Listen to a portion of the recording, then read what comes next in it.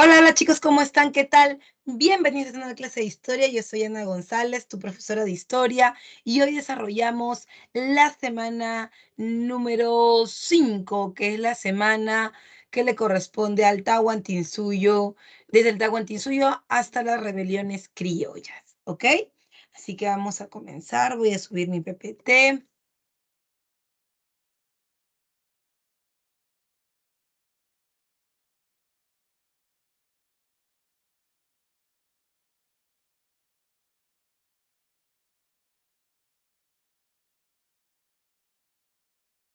Ah,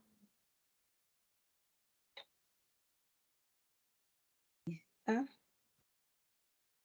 Voy a tomar la captura de pantalla.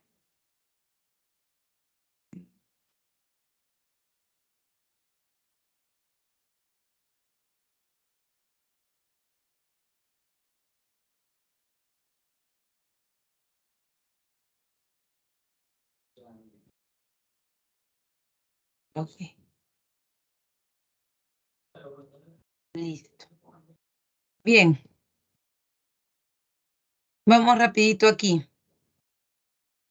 Desde el Tahuantinsuyo, el virreinato, las reformas borbónicas, las insurrecciones andinas y las rebeliones criollas. Muy bien, muchachos. Cuando hablamos del Tahuantinsuyo, debemos entender que estamos hablando de los incas, pero de su periodo de esplendor, ¿no es cierto? Del periodo más importante y sobre todo del periodo de expansión. Sin embargo, debes entender que, pues, no, los incas no inician con ese periodo. Los incas históricamente provienen del Taipicala, es decir, del Tiahuanaco, y tienen varias fases, ¿no? O sea, sí, es cierto que, que el, el Tahuantinsuyo se convierte en un imperio, pero no comienza como un imperio. Entonces vamos a ver cómo se desarrolla, ¿ok? Vamos a poner por acá y dice, el Tahuantinsuyo extenso, mira toda América del Sur prácticamente. Tiene límites por el norte, el río Ancasmayo, por el este, la selva amazónica, por el sur, el río Maule en Colombia, y por el oeste, el Océano Pacífico. Decimos límite porque el Tahuantinsuyo nunca tocó la selva amazónica, pero sí llegó hasta ella, ¿no? Hasta ese límite. Eso es muy importante.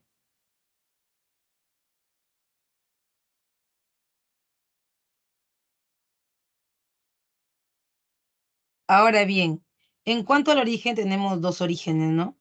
El origen étnico y el origen o histórico y el origen legendario. Si hablamos del origen legendario, hablamos de las leyendas, ¿no? La de Manco Cápac, la de Mama Ojo, hablamos de esta forma mítica, ¿no? De ver el pasado. Sin embargo, no es solamente la forma mítica, es también, es también y sobre todo importante hablar de la forma histórica. La forma histórica es la de procedencia de la etnia el Taipicala, o también conocidos como los Puquinas. Los Taipicala, o sea, la zona es Taipicala, ¿no? Pero la etnia es la etnia Puquina. Ahora bien, esta,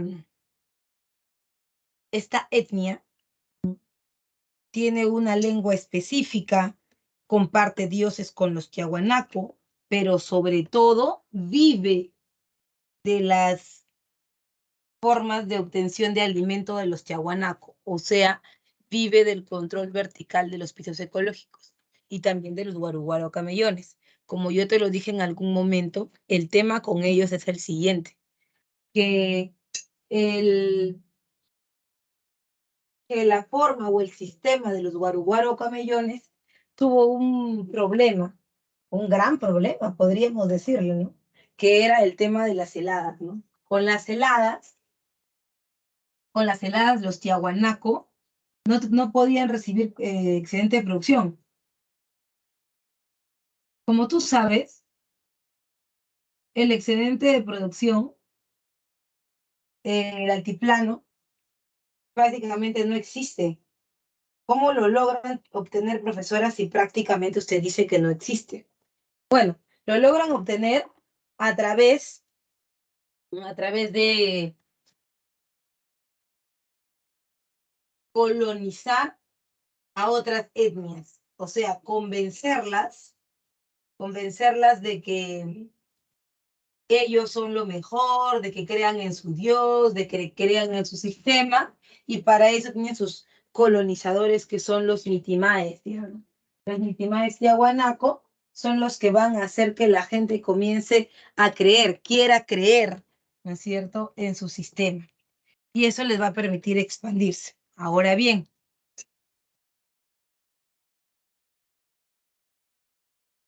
los incas vivían de eso, eran parte de eso. El problema es que con una helada, y la mayor parte de los ríos en el Perú son así, tenemos ríos por deshielo. Cuando hay una helada en toda la cordillera se congela. ¿Qué pasa con los ríos? Comienzan a secarse. Y al ocurrir esto, los valles se vuelven menos productivos. Al volverse menos productivos, hay menos producción, o sea, hay menos alimento. Al haber menos alimento, hay menos excedente de producción, porque con la justa va a comer la gente y tienen que priorizar que ellos puedan comer. No le van a entregar su alimento a los tiahuanacos, o sea, no es tan fácil, ¿no? Entonces, eso provoca,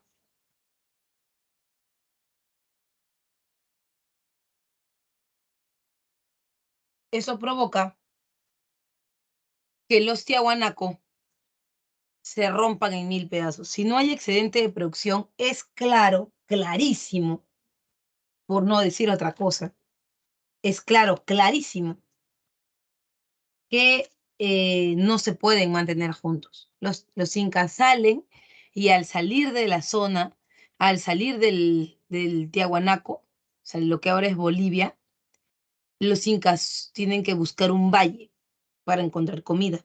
Y ese valle se encuentra, si están acá en Bolivia, ese valle se encuentra hacia el norte. Hacia el norte está el Cusco. Y el Cusco es el lugar donde ellos van a buscar el alimento. Sin embargo, muchos como ellos también buscan el alimento. Muchos como ellos buscan em, como los lupacas, los lucanas, buscan excedente de producción, pero se encuentran con un enemigo común, y ese enemigo común son los chancas, que venían desde la zona de Ayacucho, de la Sierra Central, Apurímac, Andahuaylas, vienen desde allá con el objetivo o el único objetivo de hacer qué, de expandirse por todo el territorio. Y obviamente en la calidad militar de los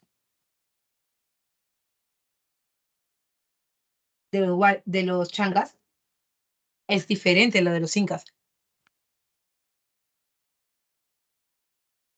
Los incas son pequeños, están en una fase llamada la fase de señoríos o la fase regional, en donde todos estos pequeños pueblos pelean, pugnan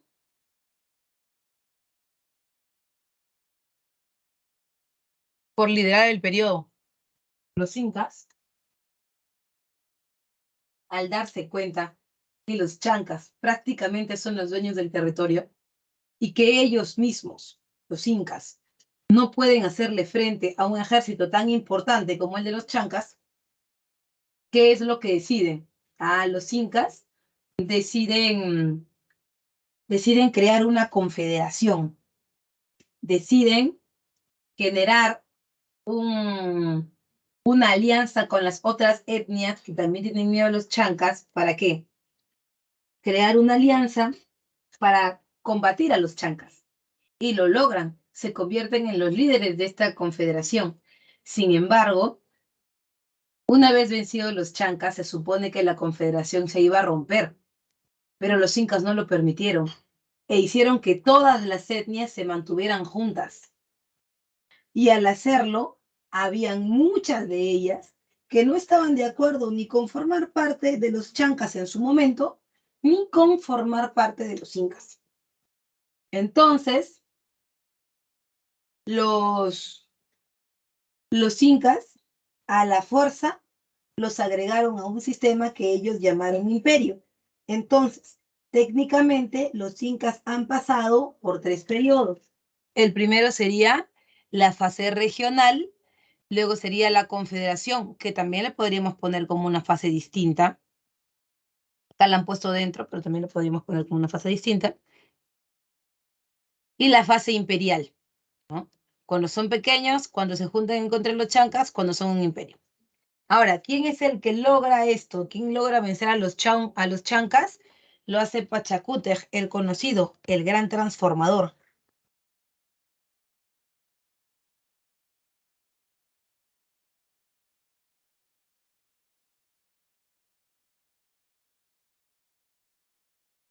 Pachacútec inició y organizó el imperio tras vencer a los chancas. Su hijo, Tupac Yupanqui, como Auqui heredero, o sea, como príncipe, y después como inca, también tuvo algunas conquistas importantes, como por ejemplo la conquista de los chimúes. Te lo voy a poner por acá, ¿ya? Acá. Conquista de los chimúes.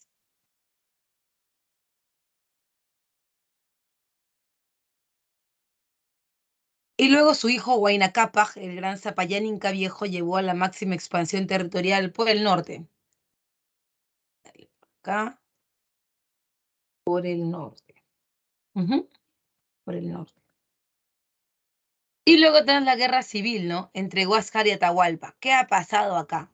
Huayna Cápac ha intentado expandirse hacia el norte.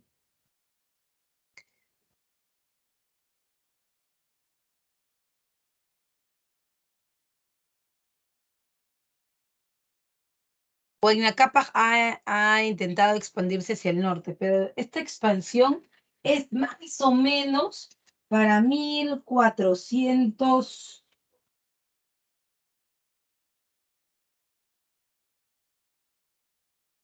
Ya para 1512, 13. Entonces, ¿qué pasa con esto? Si estamos hablando de que se expanden en 1513, eso es entonces después de qué. ¿Ahí ya han llegado o todavía no han llegado los españoles a América? 1513.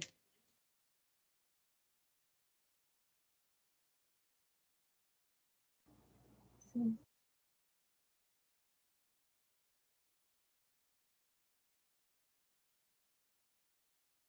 ¿Qué dices? ¿Ya han llegado o no han llegado? Está abajo. Sí. ¿Han llegado o no han llegado? Sí. Claro, sí han llegado, porque ellos llegan con Colón en 1492. Entonces, ¿cuál es el tema con eso?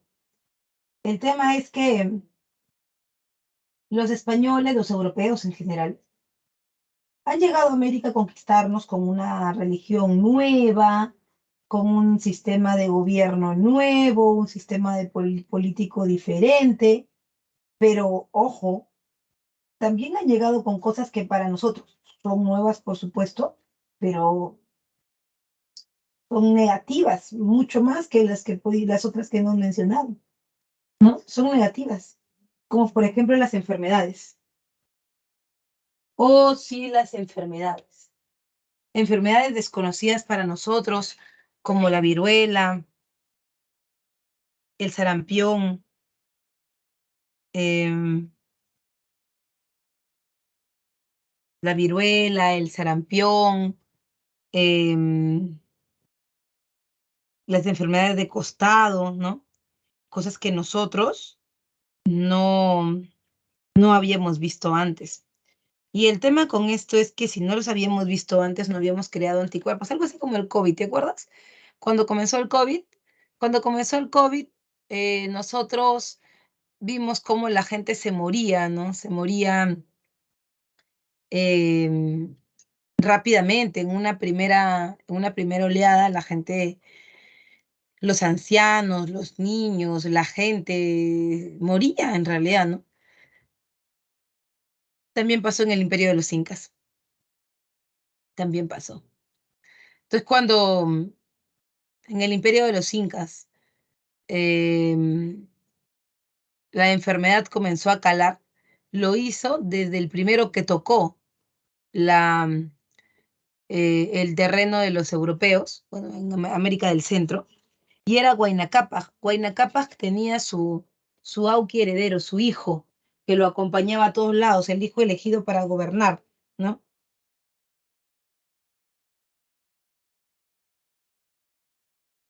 Su hijo era Ninan Coyuchi. Ninan Coyuchi,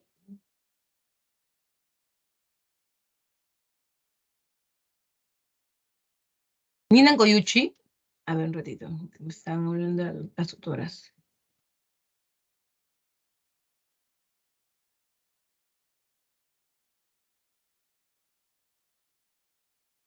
Ninan Coyuchi subes al norte y cuanto más se acerca a los españoles, más está el problema. Se enferma de viruela y se muere. Después, su padre, Huayna Cápac, sube y se muere también. Pero en el camino se han encontrado con alguien. Y es que Huayna Cápac ha tenido muchos hijos porque es una forma de expandirse de los incas, ¿no? Esta forma de expandirse de los incas se conoce como alianzas matrimoniales. Todas las etnias, los altos mandos de las etnias todavía se mantenían. Los incas tenían esa forma de gobernar, ¿no? No es que el inca gobernaba y todos obedecían y todos eran súbitos, no. En cada lugar,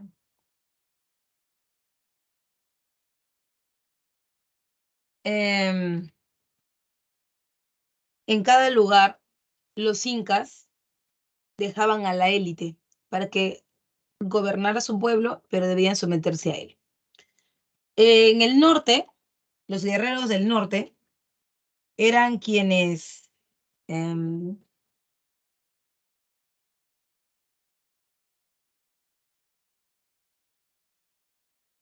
conformaban el ejército del imperio.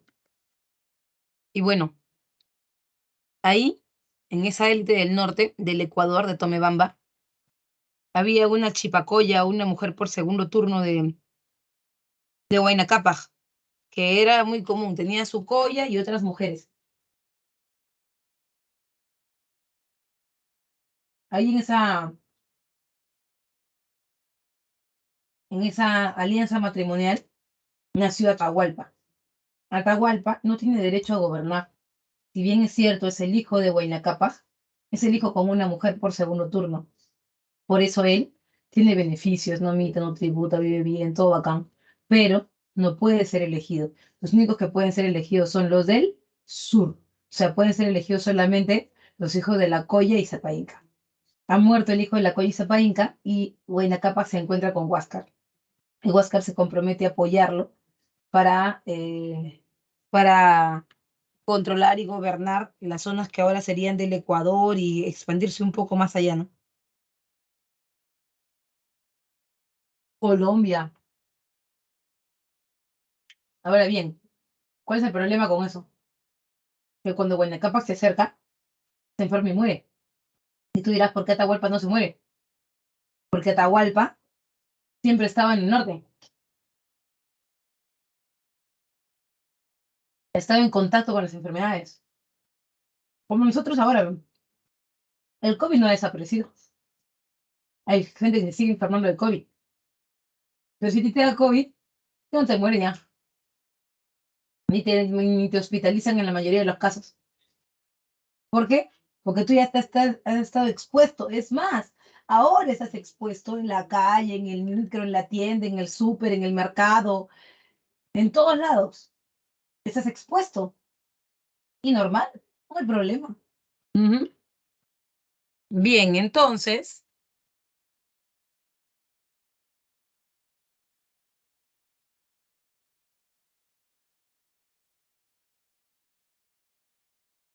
en este caso, Huayna Cápac muere. Y cuando Huayna Cápac muere, ahí viene el chango. Cuando Huayna Cápac muere, el tema es ahora con los hijos, ¿no? El poder se ha quedado en el norte, porque Huayna Cápac ha ido con sus llanas, con sus mitimayes, todo el poder está en el norte. Cuando él muere, la noticia llega al Cusco. La madre de Atahualpa es, la madre de Atahualpa no quiere que el poder se vaya de sus manos. Su familia en el norte tampoco lo quiere. Y le dice, Atahualpa, mami, Atahualpa, ahora que tienes el poder, supongo que no lo dejarás. No, mami, ese poder no es mío. Yo tengo que regresarlo a Huasca, porque él es el hijo de mi papá de Cusco. Oye, Atahualpa, sea ridículo. ¿Le vas a regresar el poder a, eso, a los hijos de esa mujercita del sur? A la tal Coya. Cuando nosotros siempre hemos vivido relegados, porque tu padre nos ha dado migajas toda la vida. Y nosotros no nos vamos a quedar tranquilos. Es más, ya hablé con tus tíos. Y tú sabes que ellos son guerreros. No estamos dispuestos a perder el poder. El poder se queda aquí.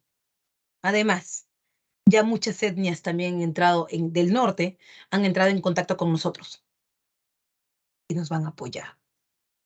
No es una guerra entre tú y tu hermano. Es una guerra entre las panacas del norte y las panacas del sur. Y claro, obviamente en el sur estaba la mamá de Huáscar y Ninan Coyuchi. O sea, estaba la Coya.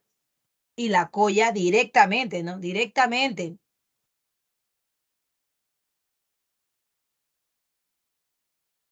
Ajá. Claro, las mujeres tienen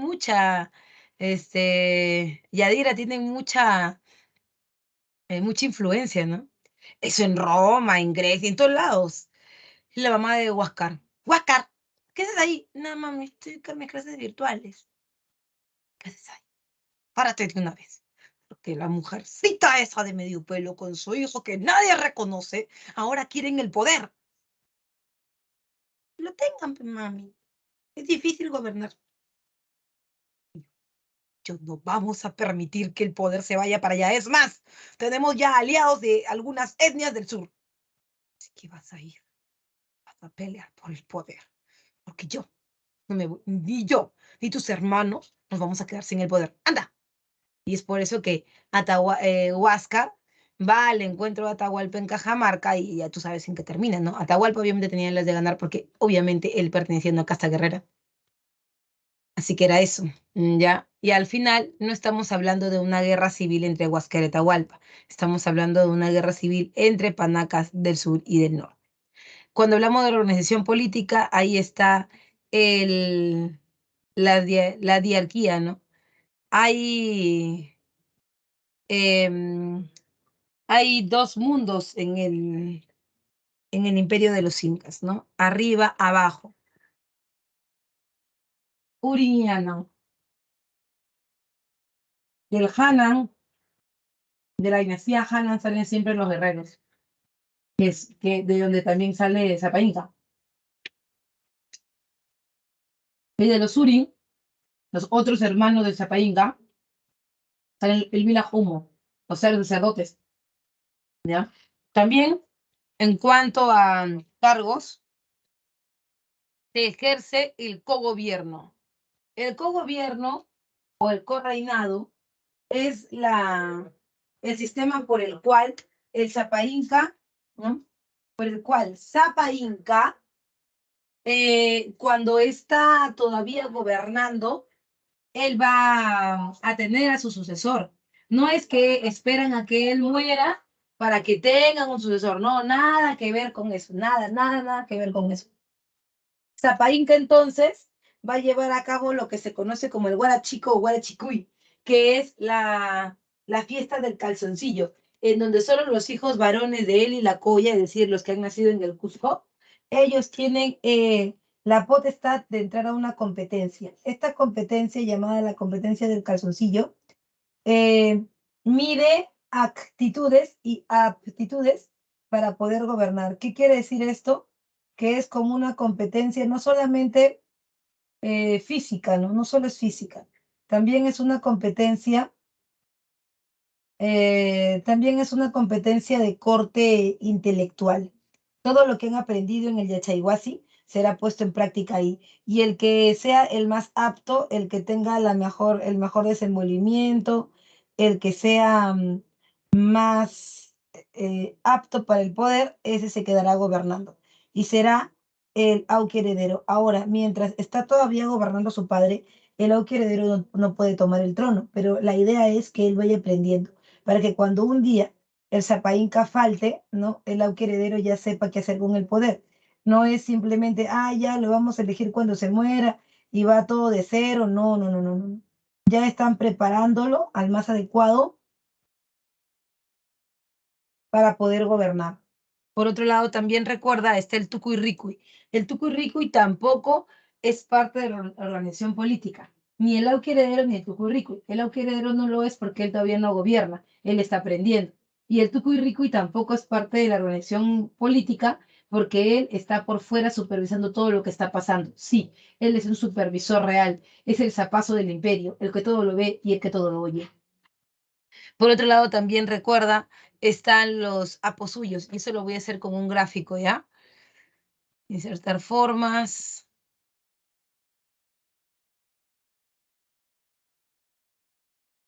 Mira.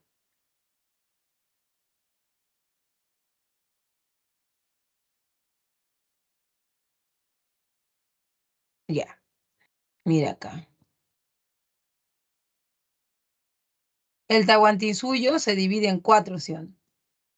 El jefe de Tahuantinsuyo es el Sapa Inca. Él es el jefe del Tahuantinsuyo. Muy bien, perfectito. Muy bien, entonces, como Sapa Inca es el jefe del Tahuantinsuyo, ¿ya? Entonces, ¿qué vamos a hacer aquí? Mira. Esto que tú ves acá sería un suyo, 2, 3, 4. El jefe del Tahuantinsuyo, el Sapa Inca, tiene hermanos que obviamente no fueron elegidos en el Huarachico. Como no fueron elegidos,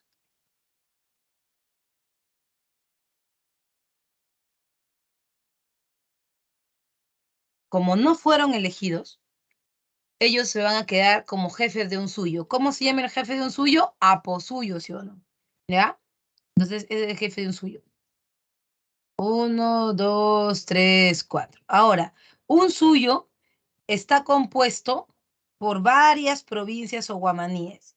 El jefe de una provincia guamaní es un apunchej o tocrecoj, ¿ya? Ahora, pero esa provincia guamaní está compuesta por familias.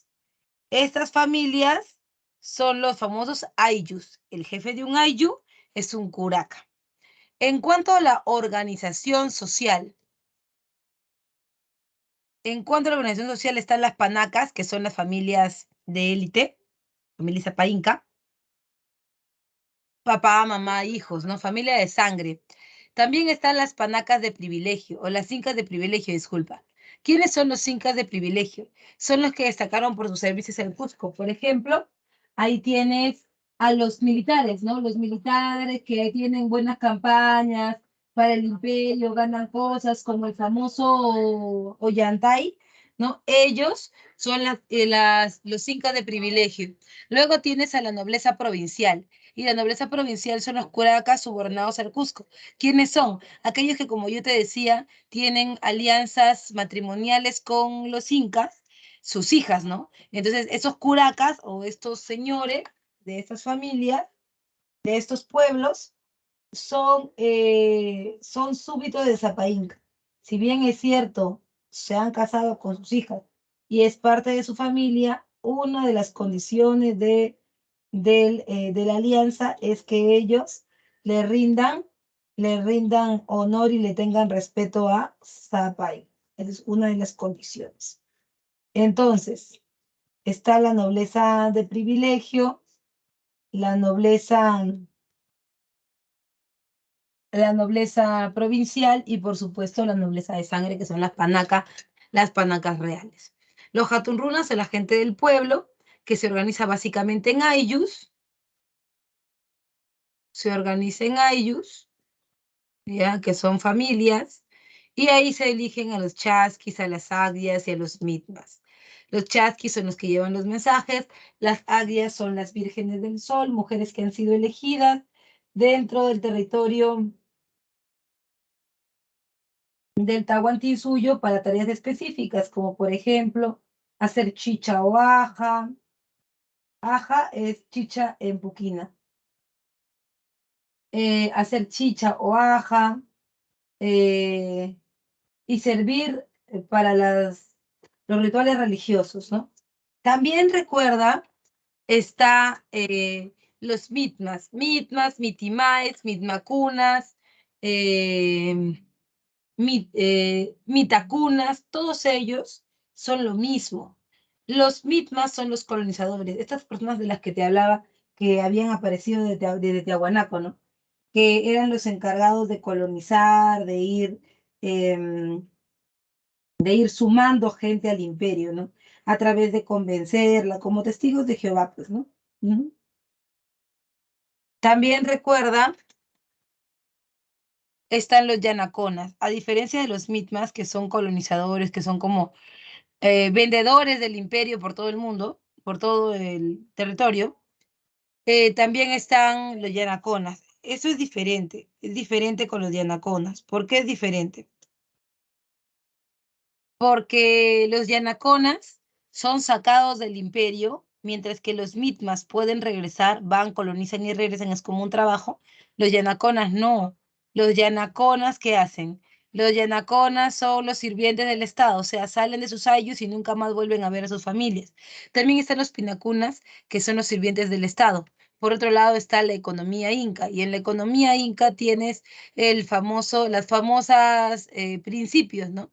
Reciprocidad y redistribución. La reciprocidad es siempre entre iguales, entre hatunrunas y hatunrunas, entre curacas y curacas. La reciprocidad es el sistema de regreso de la fuerza de trabajo. Hoy por ti, mañana por mí. Tú me ayudas a construir mi casa, yo cuando tú tengas que construir, yo te ayudo. Tú me ayudas a, no sé, a trabajar la tierra, yo también te ayudo a eso. Pero no es que sea un trabajo que, por el que tú le pagues. O sea, no se puede pagar con excedente de producción. No, el favor tiene que ser de la misma naturaleza. Si tú me ayudaste a construir un corral, yo también te ayudaré a construir un techo, un corral, algo así. ¿Y por qué se ayudan, profe? Porque el imperio los agrupó en familias para siempre. O sea, es el ayu, ¿no? El ayu es una sociedad endogámica donde nadie entra y nadie sale. Cuando tú naces, los incas te dan, ¿no? Los incas te dan tu tierra para que de ahí comas, te da también, te da una casita y te da animalitos. Entonces se aseguran de que tú nunca te vayas a poder de ahí. No, profe, yo me voy, lo vendo y me voy. No puedes, porque en el imperio de los incas no hay propiedad privada, eso no es tuyo, eso es de los incas. Y si quiero me voy, profe, ya te vas. ¿Y a dónde te vas a ir? Si nadie te va a dar tierra. Si la tierra, el único que te puede dar tierra es el Zapa Inca. ¿A dónde? No vas a poder. Se aseguraban de que todos, los que estuvieran ahí en el imperio de los incas, de que todos los hatunrunas tengan algo bien importante. ¿Sabes eso qué importante que es? Eso importante que van a tener es el famoso sistema de familias. Nadie es nada sin su vecino, porque su vecino es su primo, es su tío, es su hermano, por eso no se pelean entre ellos, pues. Entonces, al final, sí puede haber reciprocidad porque nadie se va a negar a hacerlo. Y el que se niega a hacerlo se les verá con el curaca, que también es parte de su familia, ¿no? Se las verá con él y será castigado, sacado del ayo, ¿no?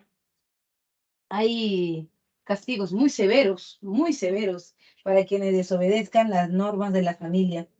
Entonces, en el imperio de los incas la reciprocidad era muy sencilla, porque la reciprocidad siempre era entre familia, ¿no? Primos y primos, hermanos y hermanos, primos, tíos. Y luego está la redistribución. La redistribución siempre es en momentos difíciles, en momentos donde difícilmente un pueblo puede producir. Eso es claro, ¿ya? Profe, ¿cómo así? Mira, si por ejemplo hoy tienes, no sé, un huaico ha caído en tu pueblo, un huaico ha caído.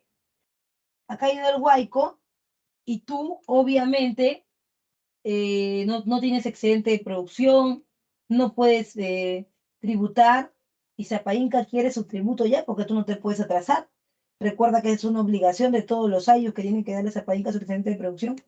Pero Zapainca se ha enterado que tú no vas a dar el excedente de producción no porque no quieras, sino porque realmente no puedes, ¿no? Entonces, es por eso, es por eso que Zapainca se adelanta y te dice, yo sé que no es que tú no me quieres dar el excedente de producción, sé que tienes un problema y es que ni siquiera tienes para ti porque el hueco ha arrasado con todo. No te preocupes. Yo, a través del gran Dios Sol, me he enterado de esto y te voy a ayudar. Y entonces todos los demás pueblos sí han entregado normal su excedente de producción porque están bien, ¿no? Y de esos pueblos él saca poquitos y arma como una canastita, como un subsidio, ¿no? Y te entrega, toma, por esta vez no vas a tener que dar nada, yo te voy a ayudar, pero ya sabes que para la próxima el imperio que siempre está pendiente de ti tiene que recibir de ti tu excedente de producción. Eso se llama reciprocidad, redistribución. Solo lo puede hacer el Estado. El Estado te entrega a ti recursos que tú no le has dado, pero que él buenamente puede equilibrar, ¿no?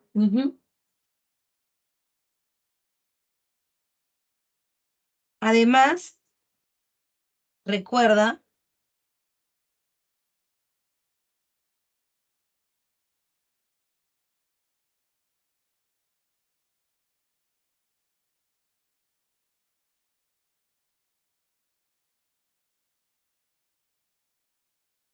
están las formas de trabajo colectivo. En el imperio de los incas, nada se hace de manera personal, todo se hace en Ayu, todo se mueve así. El Ayu es la unidad básica del imperio de los incas. Sin Ayu no hay nada, no existe nada. Ahora bien, en este caso está el AINI, la ayuda mutua, que es parte de la reciprocidad, como te comentaba. El AINI es la prestación de servicios de mano de obra entre los miembros de un AYU. Entre Hatunruna y Hatunruna, entre primos, tíos, ¿no? Que son Hatunrunas. La mitad es el trabajo obligatorio de todo el pueblo en favor del Estado. Lo que significa es que el imperio siempre necesita gente que trabaje en la mina, que trabaje en la textilería, que trabaje en la agricultura, que saque productos. Todo eso es mita. El trabajo que tú estás obligado a hacer para que el Estado pueda sobrevivir. También tienes la minca, es el trabajo colectivo y obligatorio en favor de todo el ayllu. Es como las faenas, ¿no? Que a veces la gente cuando invade los terrenos, por lo general son familias completas, ¿no? Primos, tíos que se juntan e invaden terrenos. Entonces, ¿qué pasa? Em, que, por ejemplo, hemos invadido y necesitamos agua. El Estado no viene y la pone, sino que entre ellos se juntan y hacen trabajos comunales, trabajos entre ellos, las llamadas faenas los domingos, y ponen los tubos de agua, ponen luz, porque no solamente es para uno, eso es para todos, ¿no? O sea, tú trabajas porque te vas a beneficiar, pero también tu primo se va a beneficiar, pero también tu otro vecino se va a beneficiar, todo, ¿no es cierto? Eso es Minca, el trabajo comunal en favor de toda la comunidad. Por ejemplo, en una invasión, para poner pista, no la va a poner el Estado, la vamos a hacer nosotros. Allá, esa pista no es para mí para mí nomás para que pase yo, para que pasemos todos, pues nosotros tienen que colaborar, ¿ya? Y en la religión es politeísta, panteísta, muchos dioses, y los dioses provienen ¿de dónde? Provienen de la naturaleza. El dios oficial es el Inti, y en realidad es el oficial, pero no es que sea el único, ¿no? Todas las etnias tienen su propio dios. Vamos con la colonización española y un poquito habíamos hablado de esto la semana pasada, que la causa de la llegada de los españoles es la búsqueda de nuevas rutas de comercio porque la ruta de Constantinopla estaba cerrada, ¿cierto? Eh, y para llegar a América se firma la capitulación de Santa Fe. La capitulación de Santa Fe autorizó el viaje de Cristóbal Colón. ¿Y por qué lo autorizó los reyes católicos? Porque ellos eran los administradores de Dios en la tierra. Hizo 4 viajes, con los cuales descubre América. Y una vez ya descubierto América, comienzan otros viajes de exploración por el Tahuantinsuyo, porque ya se habían hecho viajes de exploración hacia el Imperio Azteca. Ahora lo harían al Tahuantinsuyo. Entre las causas está la expansión europea, la crisis del Imperio Inca, porque recuerda que Huáscar y Atahualpa estaban peleando, y la sublevación de las etnias sometidas al imperio. Como yo te lo dije, durante la Confederación muchas de las etnias no estaban a gusto, no estaban de acuerdo el imperio, con que el imperio siguiera, o sea, con que lo sometiera, ¿no? O sea, en la Confederación estaban de acuerdo, definitivamente, en que los incas sean sus líderes para vencer a los chancas. Hasta ahí todo bien. Pero lo que no estaban de acuerdo era formar parte de un imperio. No estaban de acuerdo en formar parte del imperio de los incas. Eso no estaba entre sus planes, ¿no?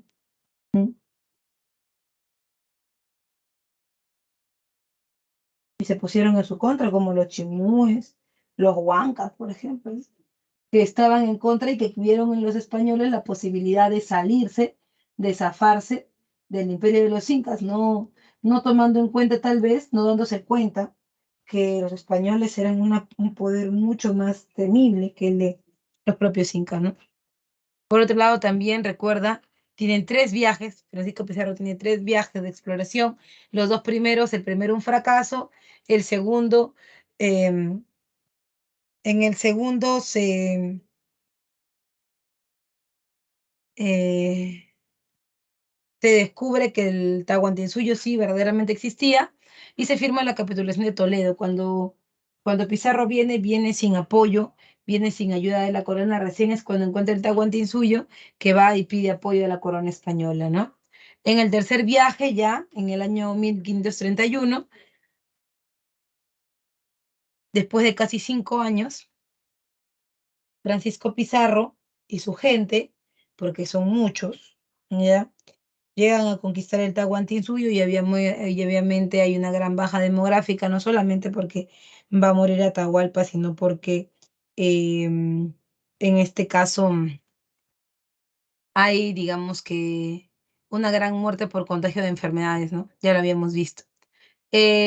Ahora, cuando los españoles toman el Cusco, la capitulación de Toledo era el permiso que había dado el rey de España y estaban ahí también las condiciones de cómo se dividiría el imperio. El ex imperio del Tahuantinsuyo se dividiría en gobernaciones. Desde el punto más al norte, que es el nudo de Pasto, hasta el Ecuador, le correspondía a la gobernación de Nueva Castilla del Oro. Esta gobernación de Nueva Castilla del Oro le correspondía a su vez a Francisco Pizarro. Y y a Almagro le correspondía la gobernación de Nueva Toledo. Sin embargo, Nueva Toledo era una gobernación poco apetitosa, ¿no? Casi nadie en ese momento lo hubiera aceptado, porque en realidad no tenía nada. Ellos habían venido por oro, habían venido por plata, y ahí no había nada de eso. Ahí no había nada de eso, porque era lo que ahora es Chile, ¿no? Entonces el problema de esto es que era un terreno, primero, eh, poco civilizado, entre comillas, ¿no? ¿Por qué poco civilizado, profe? Porque en realidad estos indígenas, ¿no? No eran indios que estaban muy pegados a las costumbres del Tahuantinsuyo, no lo eran. Eran indios hasta salvajes, ¿sí? Podríamos decirlo así, indios salvajes que no conocían las costumbres del Tahuantinsuyo al 100% y que, bueno, les faltaba un poco de civilización, ¿no? Entonces, eso era algo no muy apetitoso, obviamente, para los españoles, ¿no? Porque lo que ellos querían eran indios que estuvieran bien aclimatados, que estuvieran bien entrenados, digamos, para que saquen oro, para que saquen plata, que no sean tampoco violentos. Sin embargo, a Almagro le tocó eso. Indios que eran violentos, que prácticamente casi le arrancan el otro ojo que le quedaba. Entonces, por eso que Almagro regresa al Perú, al Virreinato del Perú, y cuando regresa es simplemente para pelearse con Pizarro y para exigirle que le dé algo mejor, ¿no? Como no le quiere dar algo mejor, entonces es cuando la gente que era amiga de Almagro, que habían venido con ellos, los famosos encomenderos, esta gente que había venido con ellos, que era como su ejército para conquistar el Tahuantinsuyo, le dijo, no, Almagro, ¿cómo te vas a dejar? Si tú has estado acá en toda la expedición, tú no puedes quedar así, hay que reclamar. Y cuando reclamaron, estos encomenderos que estaban a favor de Almagro mataron a Pizarro. Y el grupo que estaba a favor de Pizarro mató a Almagro. Quiere decir que en esta guerra, en esta primera guerra civil, que es la guerra de los conquistadores, ¿no?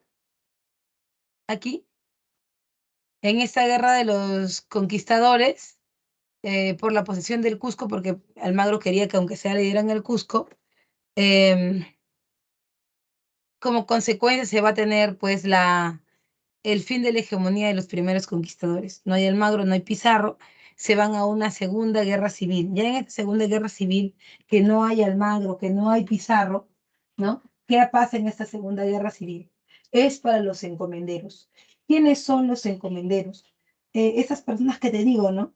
Que habían venido con Pizarro y con Almagro, pero que en la capitulación de Toledo se les había entregado algo muy importante como, así como a manera de premio, digamos, premio consuelo, ¿no? Como a manera de premio, la corona española les había entregado a ellos terrenos. Terrenos que eh, en general no se los habían regalado, sino que básicamente se los habían dado como un préstamo para que ellos exploten a los indios, exploten los recursos y eh, una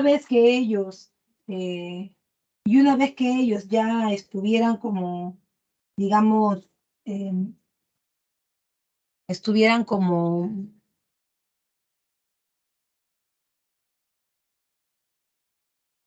más aclimatados y todo, pues siguieran administrándolos, ¿no? Con la única condición de que, claro, tenían que evangelizar a los indios, o sea, convertirlos a cristianos y pagar impuestos al rey, obviamente.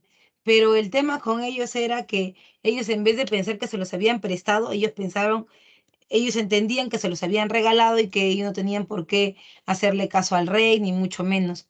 Entonces, estos encomenderos recibieron un documento llamado las leyes nuevas. ¿Y las leyes nuevas qué decían?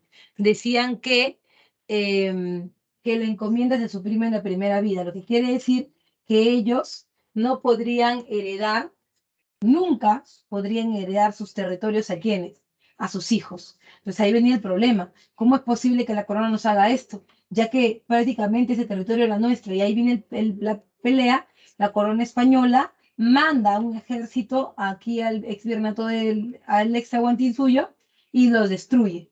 ¿Quién era el líder? Era Gonzalo Pizarro, el hermano de Francisco Pizarro. Entonces, en la batalla de Jaquinjahuana es donde eh, es donde se termina su poder, ¿no? Y luego tiene la tercera, que es la de los insatisfechos, donde el famoso Hernández de Girón se enfrenta a la Real Audiencia de Lima, ¿no? Por el reparto de la guainerina, porque ellos son españoles que han venido después ya, casi para 1540, ¿no? Ya han venido tarde. Y ellos quieren que les den encomiendas, pero sin, o sea, que le den un pedazo de tierra con indios para que les exploten. Pero si ellos no han hecho nada. Ellos no han estado en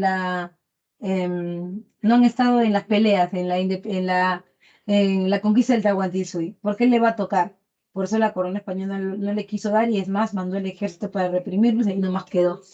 Entonces, al final, en esas guerras civiles se va a notar claramente que ya no hay estos encomenderos ni conquistadores que estén gobernando el Perú. Paralelamente, estamos frente a la resistencia inca. Cuando Atahualpa muere, Atahualpa deja un vacío de poder y ese vacío de poder obviamente no puede ser llenado por los españoles porque iba a haber un problema. O sea, los indios son calmados, digamos que también pasa esto porque los españoles los tienen pues como atados de pies y manos, pero tampoco se puede jugar con fuego. O sea, no se puede pensar que los indios no van a hacer nada. Los indios se van a bloquear y es por eso que los españoles deciden poner mejor un indígena de élite, por supuesto, para que gobiernen. Este es el hermano de Atahualpa y el hermano de Huáscar y Dinan Coyuchi. Este hermano pequeñito ahora ha crecido y se llama Manco Inca. Era obvio que la gente lo iba a respetar, porque por más que lo hayan puesto los españoles, Manco Inca era de la Panaca, ¿no? De la Panaca del Sur. Entonces, él sí le tocaba gobernar. Así que Manco Inca se creía que él era lo máximo, que era el Sapa Inca y todo, pero poco a poco se va dando cuenta que en realidad no es así, que en realidad, em,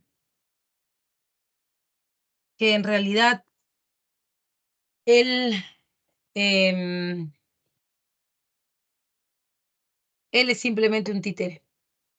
Él es simplemente alguien que cumple órdenes de, de los conquistadores en ese momento, ¿no? Es por eso que con el objetivo de recuperar el poder del Tahuantinsuyo, Manco Inca organiza la resistencia inca en Lima y en Cusco, pero lamentablemente pierde. Su hijo Sairi Túpac toma la posta y él ha visto todo lo que ha pasado, él ha visto cómo a su padre lo han vejado, cómo, cómo prácticamente eh, se han, se han burlado, lo han matado, ¿no? Y se suponía que la panaca, o sea, la familia de su madre, lo había puesto a él para que continúe la rebelión, porque él era el hijo del que había fallecido, ¿no? Sin embargo, sin embargo, iba a haber otro problema, y es que Sairitupa es convencido por los españoles para la entrega de la encomienda de Yucay, o sea, supuestamente la corona le entregaría un pedazo de tierra con indios adentro para que él los explote, y él sí iba a vivir bien, pero los demás no. Entonces él acepta la encomienda de Yucay. Ujú. Después de todo lo que ha visto, acepta. Y su familia dice, no, ¿cómo puede ser? Que eres un traidor, no te lo podemos creer, la. Em, por otro lado, también em, termina el gobierno de Said Tupac y es su primo quien toma el poder, Titu Cusi Yupanqui. Titu Cusi Yupanqui firma la paz de Acobamba en el 66. ¿Por qué? Porque los españoles también le dicen, oye, mira, ¿para qué vamos a pelear? Te vamos a poner a ti como rey de Vilcabamba, ni siquiera como encomendero, rey. O sea que ahí los españoles ya no tendrían poder, solamente él, ¿no? Y él acepta, firma la paz de Acobamba, pero su familia no lo acepta. ¿Cómo es posible que te estés vendiendo? Tú que has visto todo lo que ha pasado a la familia, no puedes hacer esto.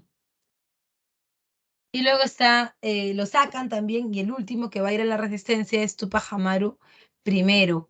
Tupac Amaru primero se va a topar directamente con el virrey Toledo.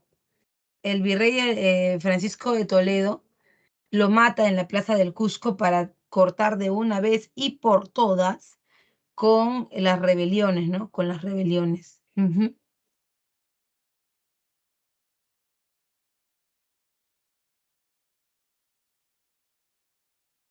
Hasta ahí todo bien, vamos a entrar ya a la siguiente parte que sería el gobierno virreinal. ¿Todo está bien? ¿Hay alguna duda, alguna consulta? Disculpa que esté yendo un poquito rápido, pero es básicamente porque, pues, son muchos temas. Sí, hay una pregunta. A ver, alguien levantó la mano.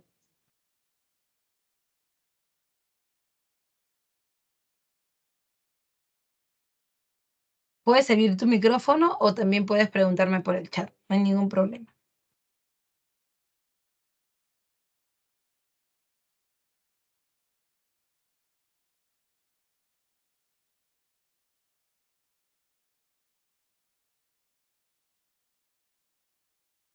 Me dejó con intriga. Ya, está muy bien, esa es la idea, para que sigas la clase. El chisme, joven, el chisme nos corroe. Eso te gusta, por eso te gusta tu clase de historia. Chismoso, eres un peluchín. Bueno, es una forma divertida de aprender historia también.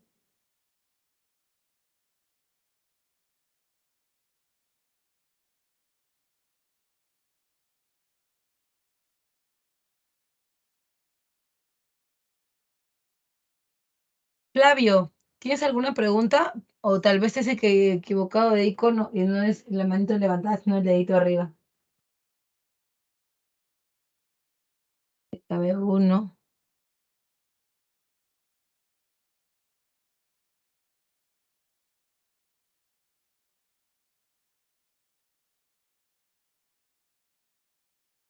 Eh,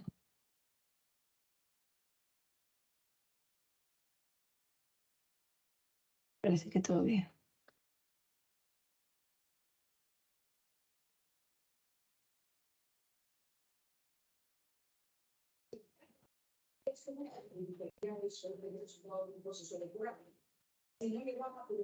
Bueno, seguimos entonces. Entiendo que todo bien hasta ahí. Entiendo eso. Ya. Bien, vamos con el gobierno virreinal. El gobierno virreinal también hizo otras joyitas, son otras joyitas.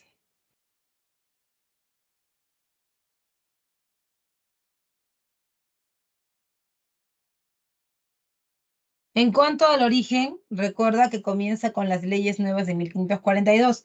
Estas mismas leyes que la corona española había mandado porque ya estaban hartos de los encomenderos.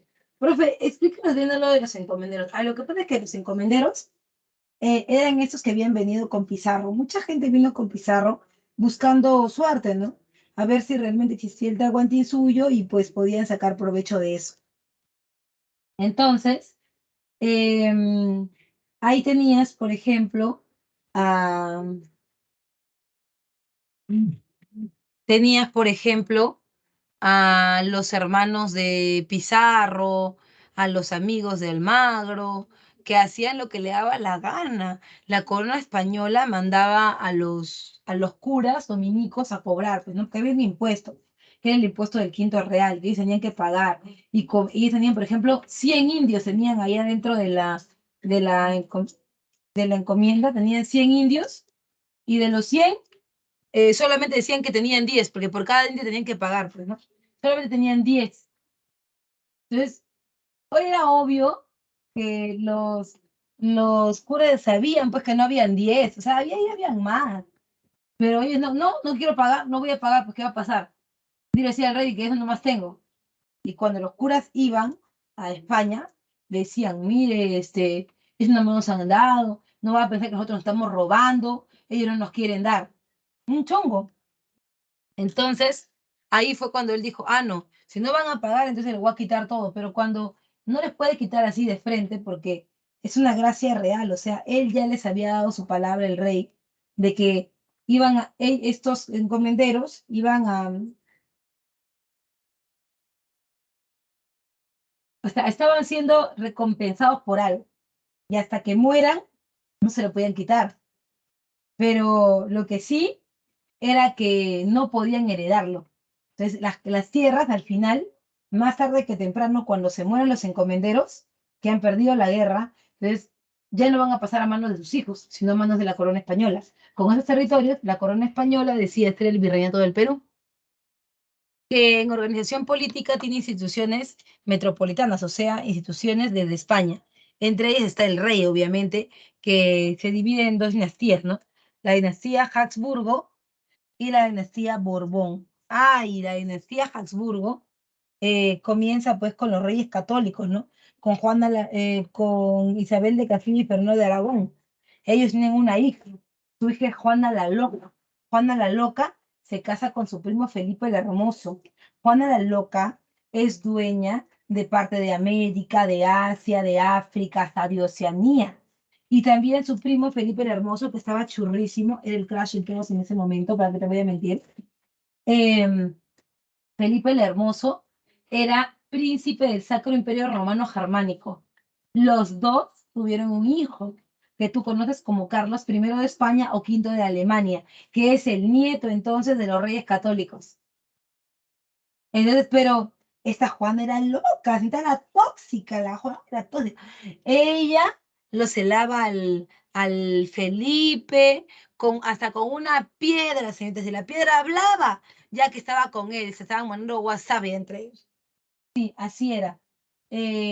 Pero Felipe murió joven, ¿no? En un enfrentamiento murió joven y Juana quedó con su hijo Carlos y otros hijos que tenía, pero Carlos asumió el poder porque su madre, o sea, y es de un chongazo de familia, porque el Fernando se separó de la Isabel y se casó con otra. Esta otra tenía hijos y no quería obviamente que los hijos de él e Isabel pues tomaran el poder, ¿no? O sea, no quería eso. Y por eso Fernando decidió como hacerla pasar por loca a Juana que le tocaba gobernar. Y como Juana estaba sola y no tenía esposo porque había muerto, por muchos años lo tuvieron así y Fernando tuvo el poder por muchos años, hasta que Carlos creció y bueno, a ella le tocó el poder. Él decía, en mi dominio nunca se oculta el sol, porque cuando en Asia era de día, en América era de noche. Y cuando en América era de noche, en Asia era de día. En sus dominios nunca se ocultaba el sol. Luego está el Real y Supremo Consejo de Indias, que es el top, top, top, top, el más del sistema judicial en todo el imperio. Viene de España y ellos se encargan de la elección de los funcionarios de las colonias y elaboran también las leyes de Indias, o sea, las leyes que rigen para nosotros. Además, son el Tribunal de Justicia de última instancia. Ponte que acá tú te mechas, no sé, pues, te mechas con tu vecina, ¿ya? Y le enjuicias y te quejas a la Real Audiencia. Primero a tu corregimiento, que es como tu barrio, ¿no? Te quejas con el corregidor, pero el corregidor no soluciona el problema.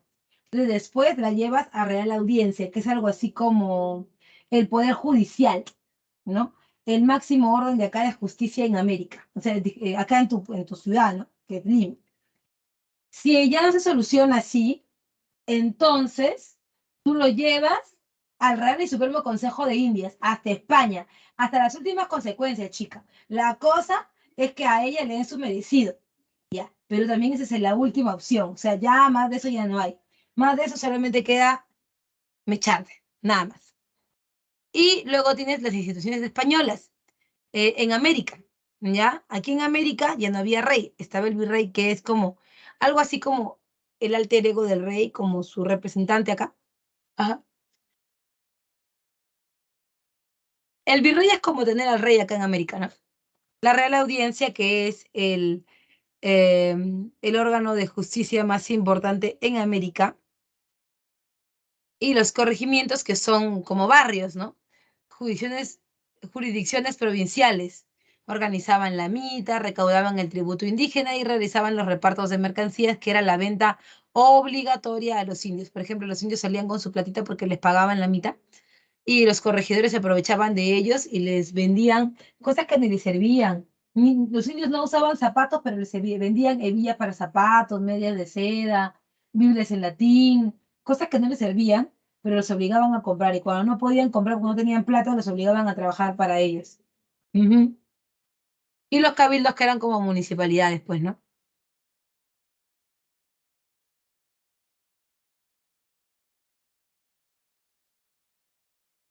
¿Hasta ahí bien? ¿Todo bien? ¿Alguna duda, alguna consulta, alguna pregunta? ¿Todo bien?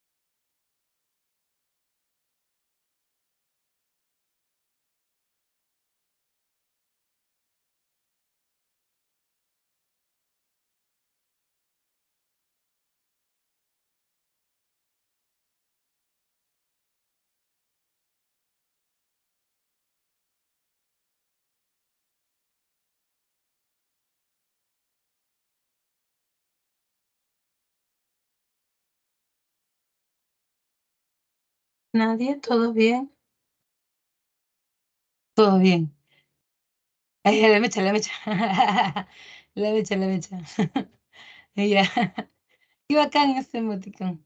Está chévere. Sí, es una tremenda.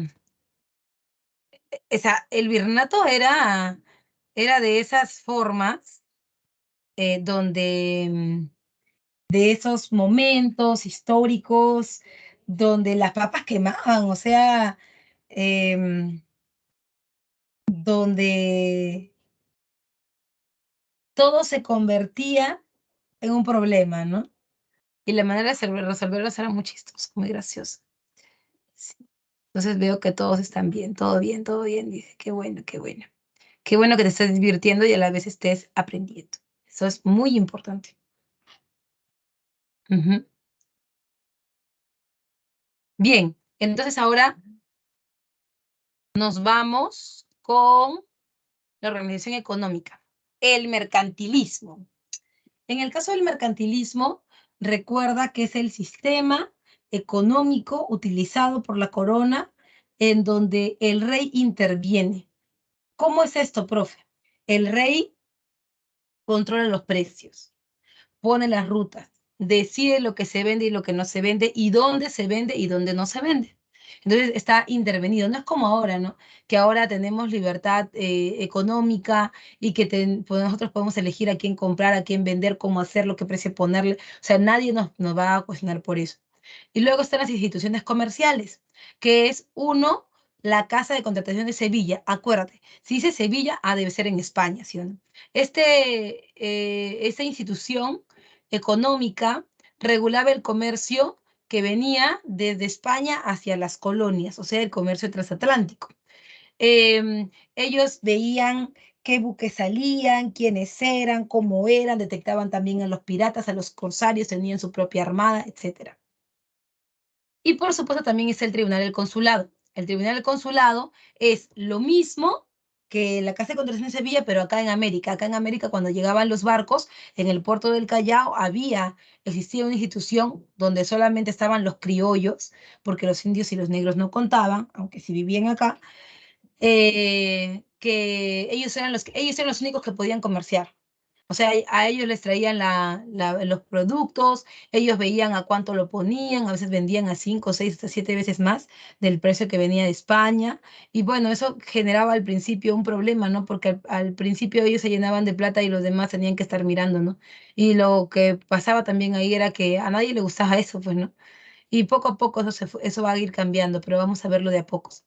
También están los impuestos, que son dos los importantes, almojarifazgo y alcabala.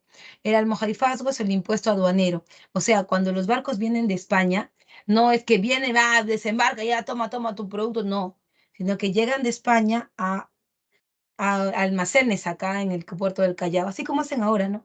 Pero llega a los almacenes, se revisa a ver qué ha traído. Hay cosas que están prohibidas, ¿no? Está prohibido de traer, por ejemplo, acá en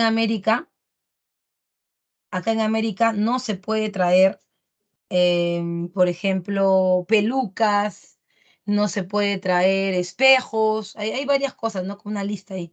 Entonces, acá eso se revisa, ¿no? Pero por guardar por guardar ahí la mercadería, digamos, por guardar la mercadería, pues te cobran, es impuesto aduanero. Y el alcabala es un impuesto a la venta interna, algo así como un IGB, ¿no? Que se cobra a todas las compras y ventas acá en el imperio, acá en la colonia, ¿no? Y luego está la minería, que es la actividad más importante, obviamente, la más importante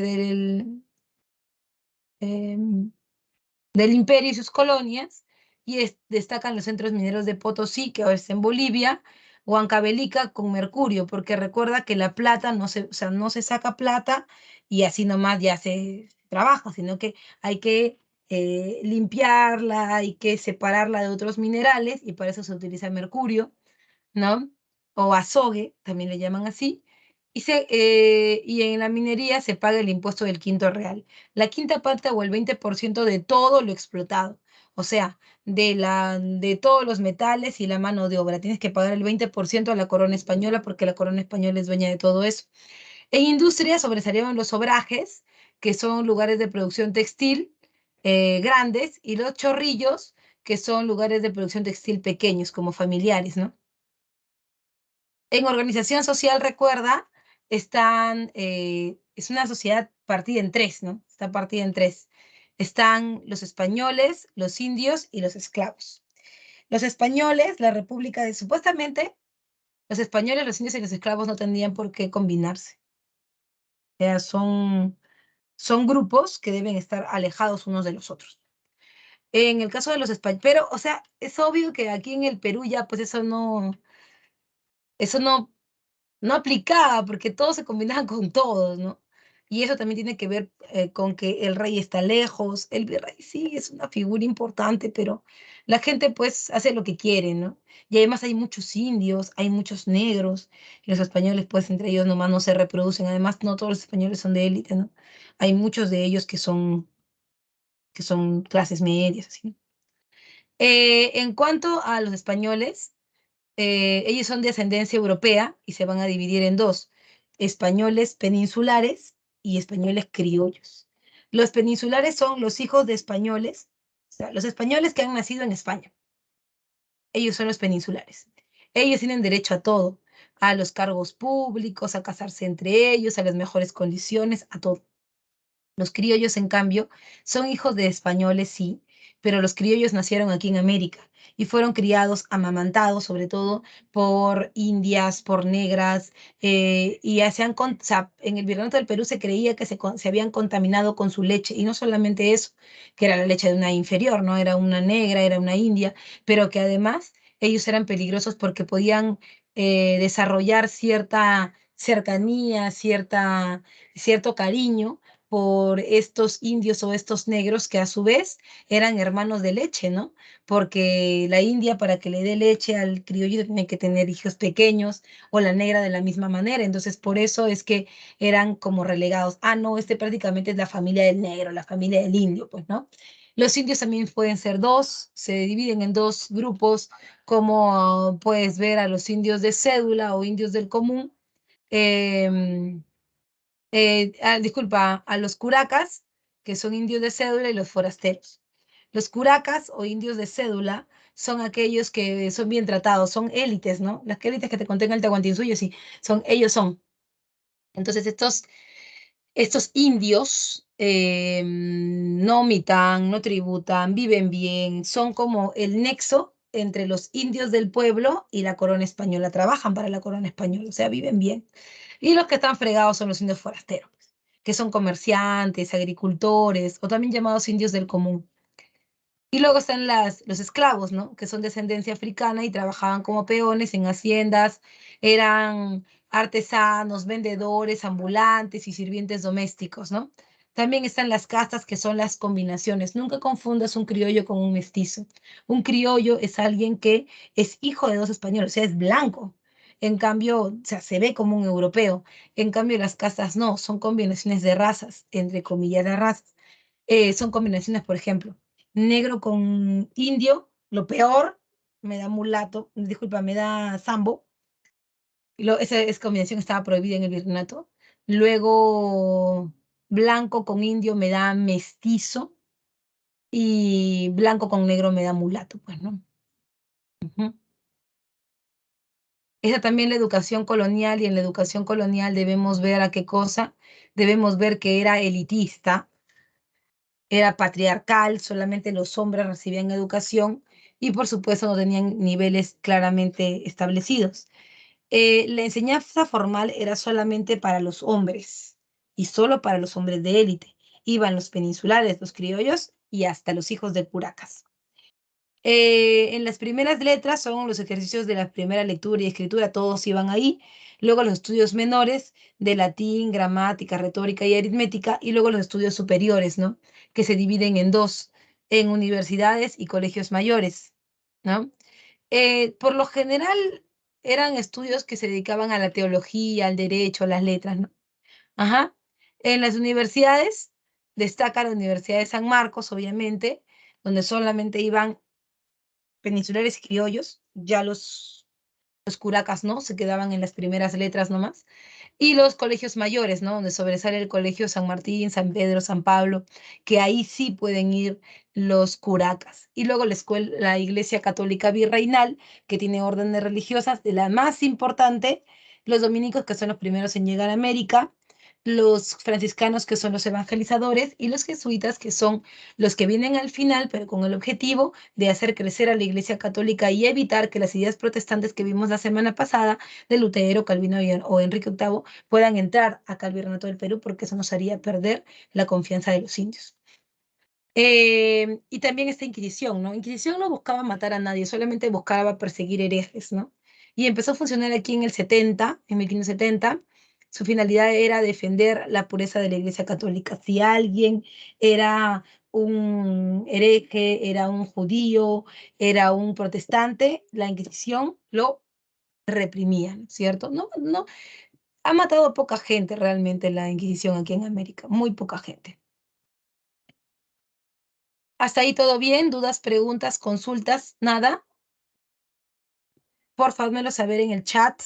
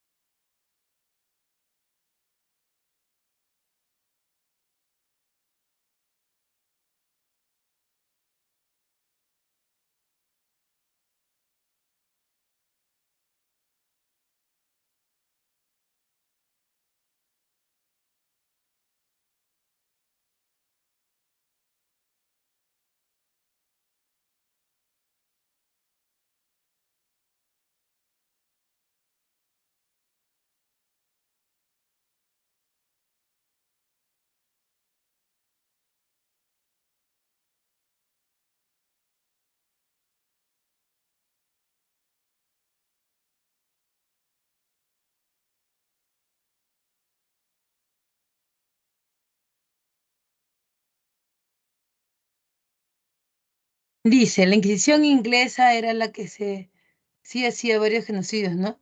No, Tirsa, ¿no? No, mira, en realidad Inquisición es solamente es solamente española, ¿no? Los ingleses, como les había comentado la semana pasada, tienen otro tipo de iglesia que es la iglesia anglicana. En la iglesia anglicana no hay Inquisición. Más bien, la iglesia católica persigue a los anglicanos, que son como protestantes. Ahora, es cierto que en Europa Inquisición es mucho más agresiva, ¿no?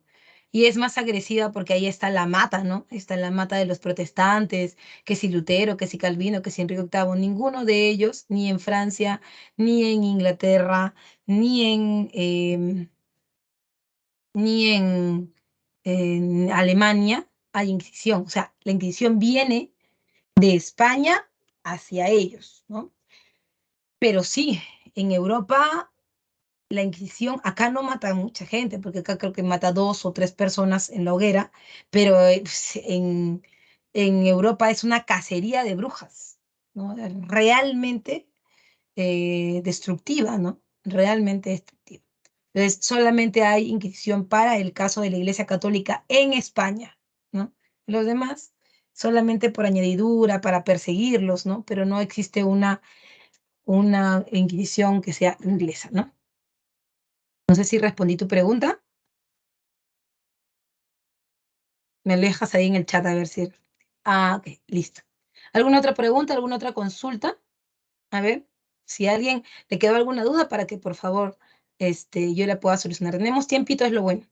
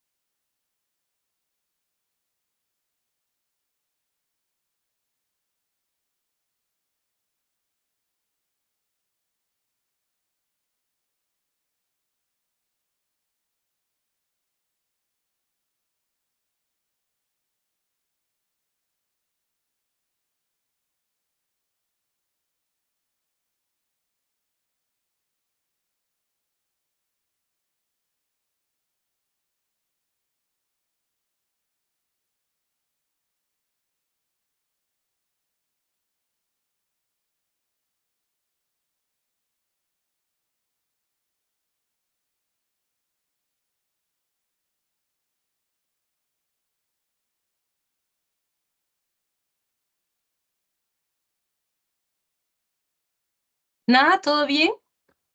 Ya, entonces voy a seguir con las reformas borbónicas. Me he dejado anonadada, que todo lo has entendido ya, perfecto. Entonces, estoy bien, estoy bien. Ahí vamos.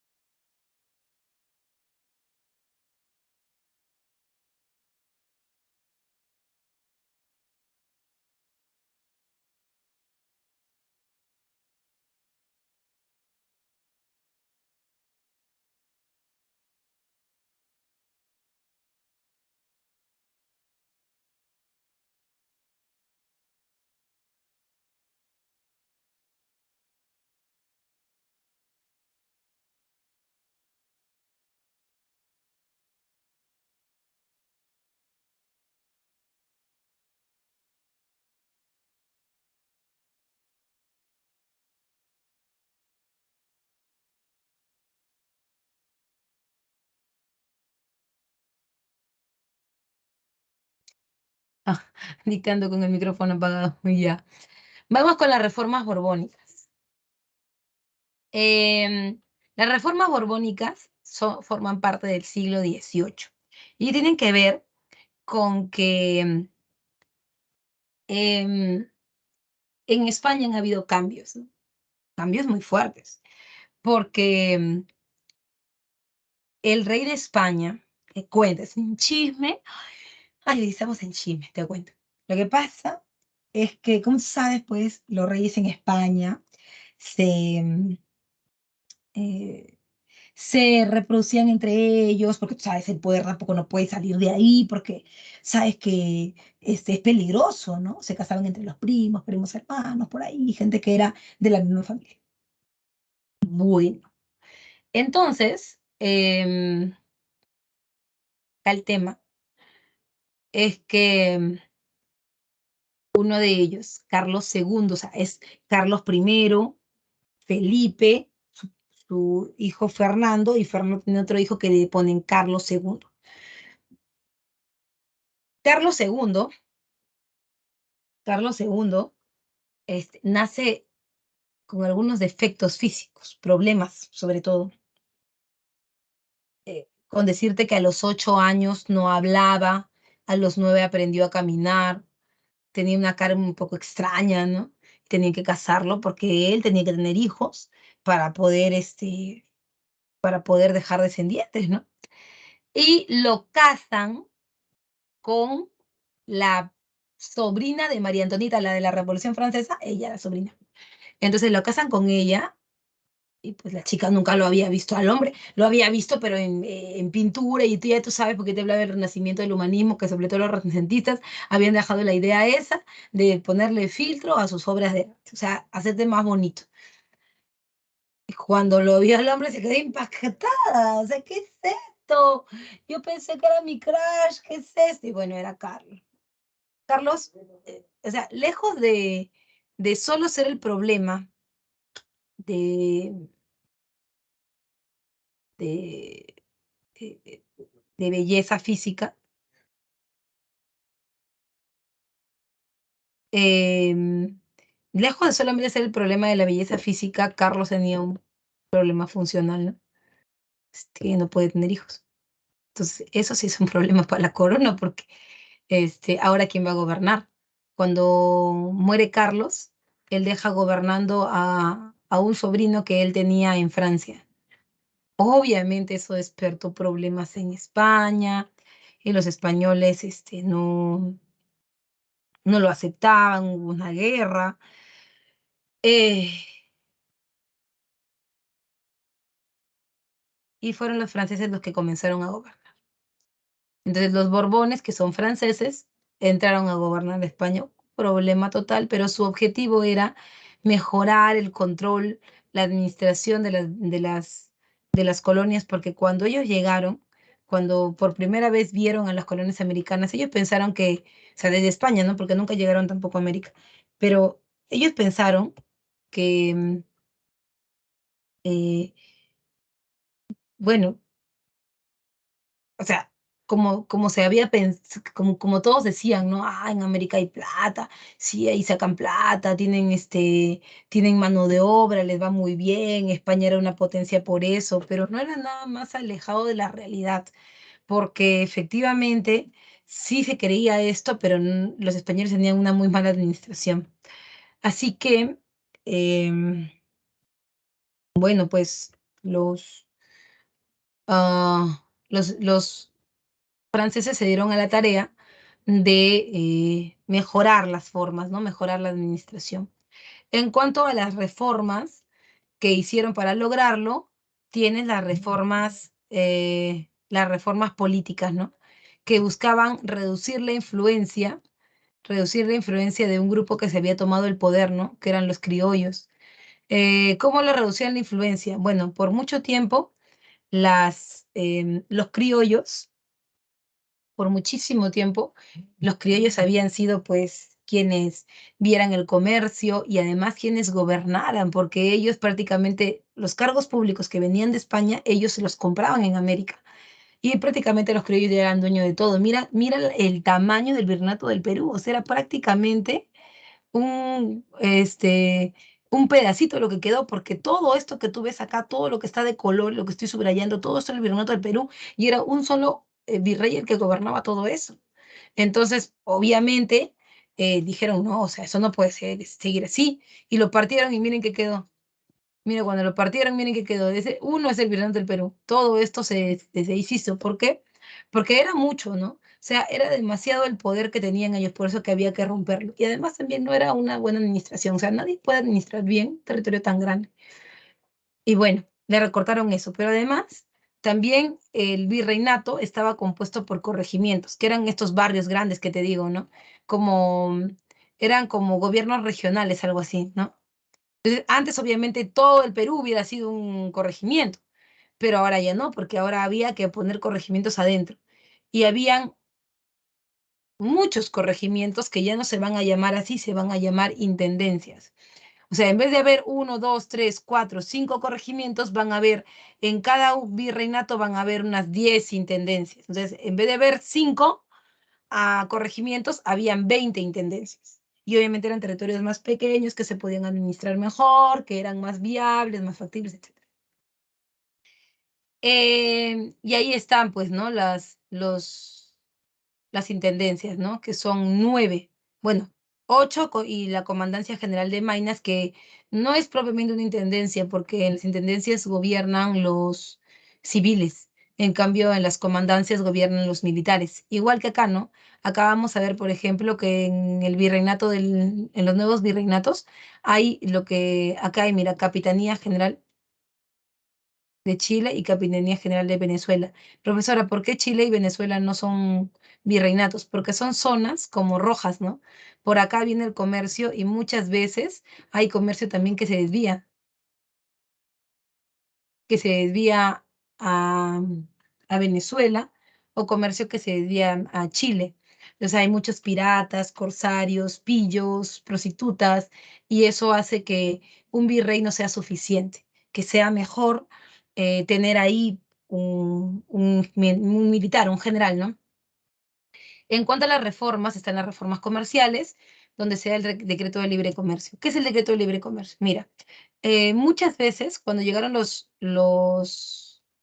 em, cuando llegaron los franceses a América, sea, los Borbones, ellos se dieron cuenta que eso del comercio de monopolio, que solamente puede comerciar España con sus colonias, eso era mentira. O sea, solamente que estabas creyendo que solamente desembarcan todo en el puerto del Callao y que todos pagan sus impuestos, o sea, que nadie se queda por otro lado para evadir los impuestos. Claro que sí. Y eso había un montón. Y obviamente que no se podía controlar antes porque como eran territorios tan grandes, entonces era bien difícil, pues, ¿no? Habían piratas, corsarios y muchos, pero muchos, muchos, muchos puertos clandestinos.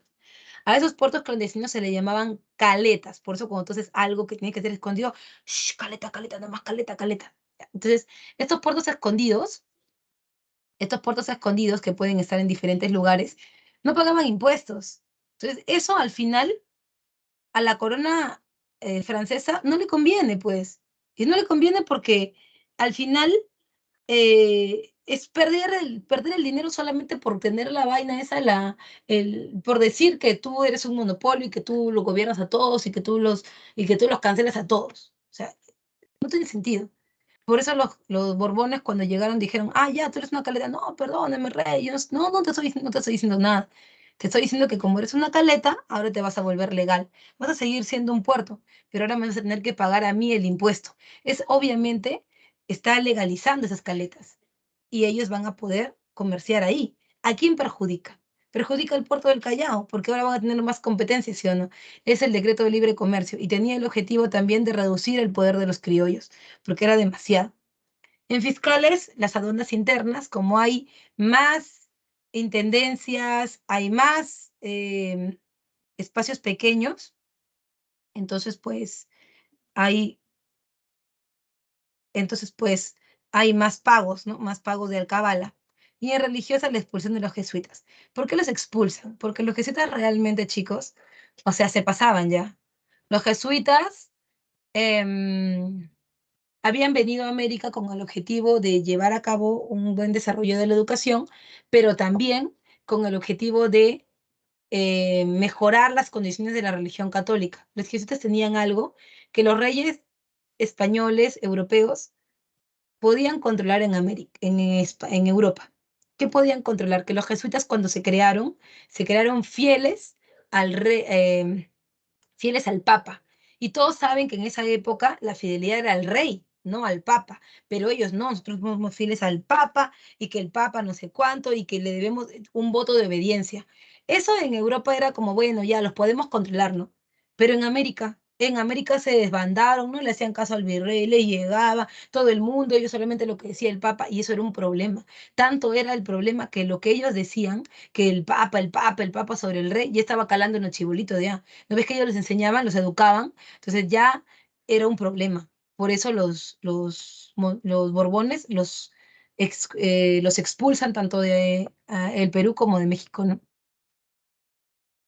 ¿Se entendió esa partecita? ¿Todo bien ahí? ¿Se entendió? ¿Se entendió? Por favor, déjamelo saber en el chat.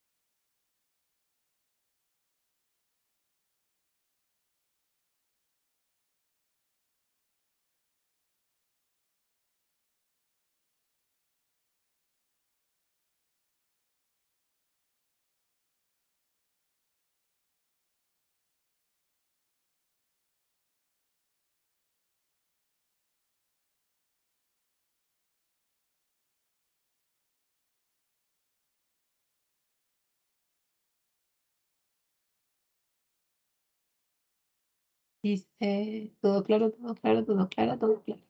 Perfecto.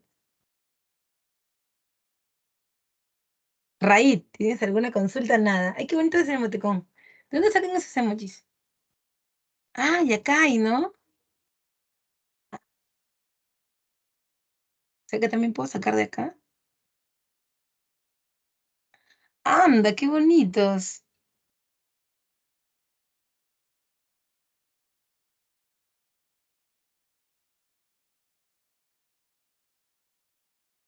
Ah, yo también puedo. Ya, perfecto. Ah, oye, qué bacán, qué interactivo.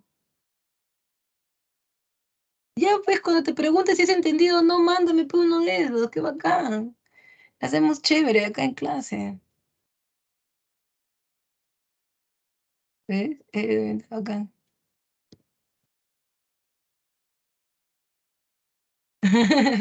Qué divertido. Ay, ay, que pensarás que soy una niña. Pero sí, estoy.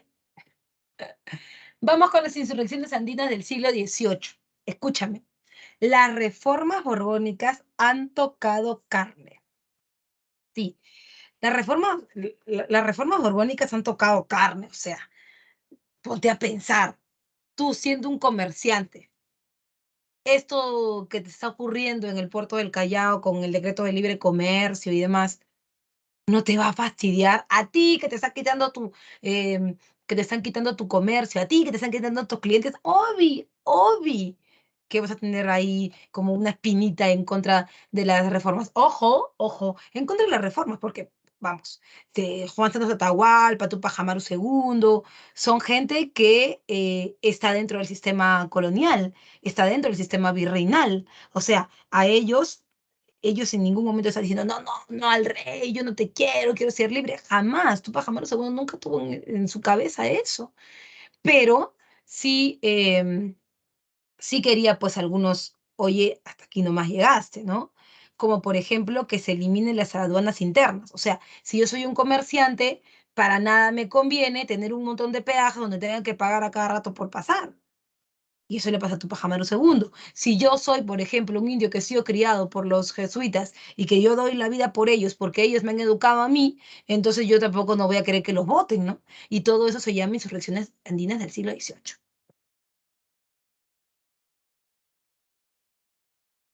En cuanto a Juan Santos Atahualpa, Juan Santos, como te comentaba, había sido criado por los jesuitas que le habían enseñado latín, griego, ¿no? Les habían enseñado 5 lenguas muertas, 24 dialectos selvícolas. Obviamente que los dialectos selvícolas eran para que Juan Santos Atahualpa pudiera conectarse, pudiera contactarse con las tribus amazónicas y así tener un nexo directo, ¿no? Con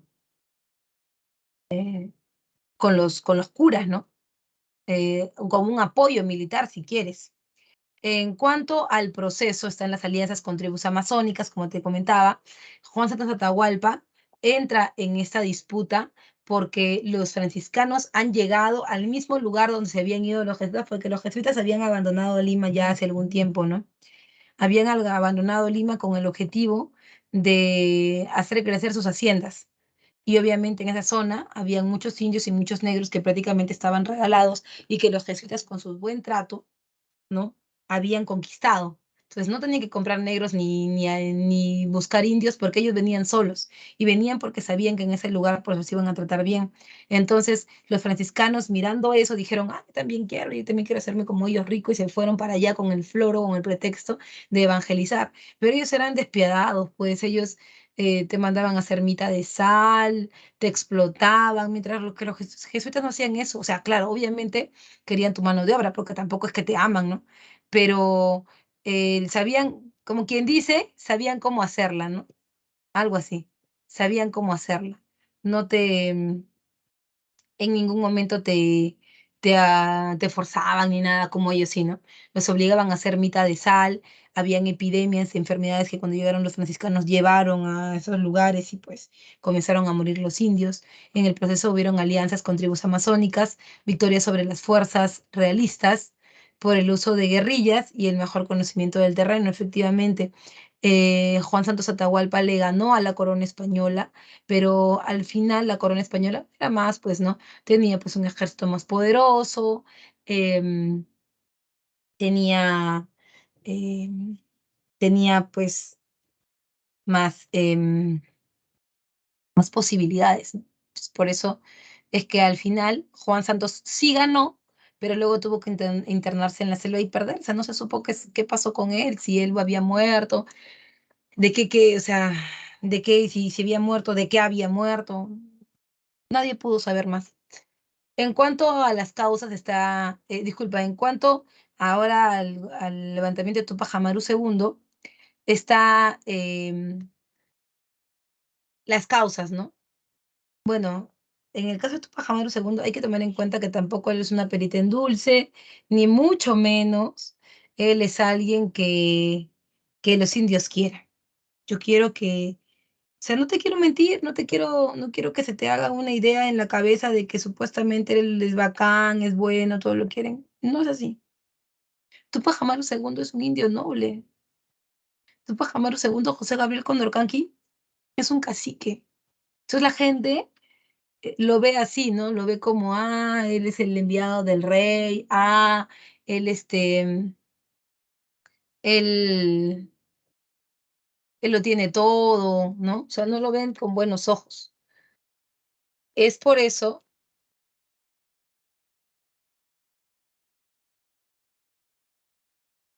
es por eso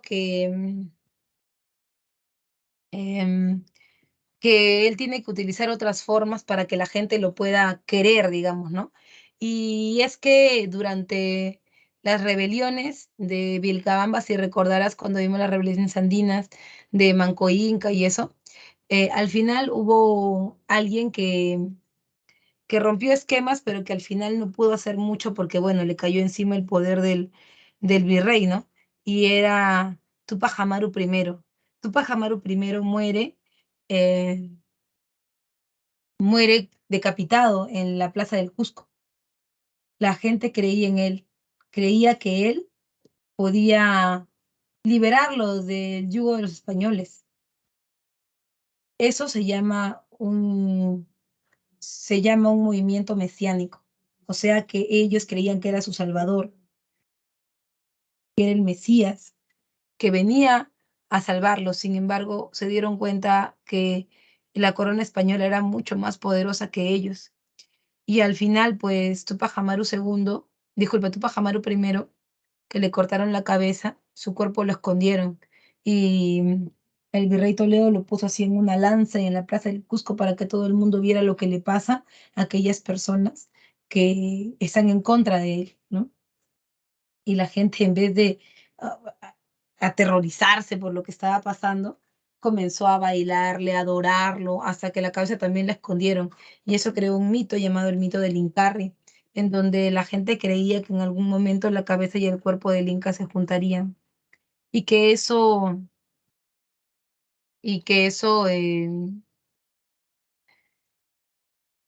podría, podría hacer que nuevamente alguien como él volviera y estaban esperándolo. Entonces, por eso José Gabriel se cambia el nombre, ¿no? Y se empieza a llamar Tupac Amaru II, porque supuestamente él es el que todos están esperando y por eso lo aceptan al final, ¿no? En el proceso recuerda que está la ejecución del corregidor Antonio Arriaga. Arriaga era un desgraciado, siempre explotaba a los indios y trabajaba, o sea, este era Arriaga, este era Tupac Amaru y este era de los indios, ¿no? O sea, la idea era que Tupac Amaru sirviera de vínculo entre ambos, pero Arriaga siempre exigía más impuestos, exigía, hasta violaba indias, todo, y es por eso que Tupac Amaru II lo mata, ¿no? En la ejecución de su levantamiento.